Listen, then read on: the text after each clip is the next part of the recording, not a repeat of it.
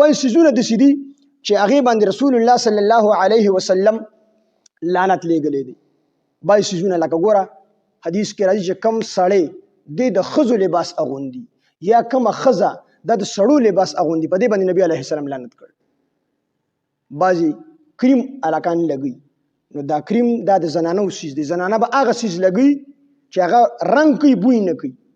ځکه چې کله زنانه بهر وځي دا به د بوی والا څیز نه لګي، هغه خپل کور کې خپل خاوند ته لګولی شي. نو چې هغه څیز چې انسان نارینه دی ځان د زنانو په شان جوړي یا زنانه ځان د نارینهو په شان لوني، په دې باندې نبی علیه السلام لعنت لیږلی. یعنې دې ته خیره شوې ده چې دې د الله په دې د الله لعنت دي. څه مطلب؟ دې د الله د رحمت نه لري او د الله غضب ته دې سلمي. او دغه رنګې کم خلک چې پاخه خالونه لګي، دا دغه وکړي، دا تندې سوري کړي، دا کې بیا رانجه ورولي، پوخ خال لګوي.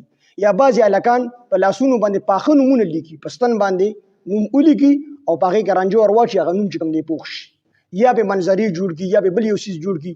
نو په دې باندې د الله پاک لعنت د نبی علیه السلام په خپله لعنت فرمایلی دی چې په دې خلکو د الله لعنت دي.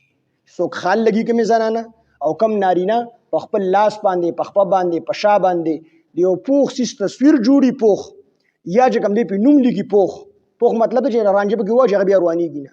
نو په دې باندې الله لعنت راغی. یا هغه زنانه چې کومې زنانه دا روزي وکاږي، دا روزي چې کوم دی وکاږي، دا روزي نری کړي، تیرې کړي، په دې باندې هم نبی علیه السلام لعنت لیږلی دی.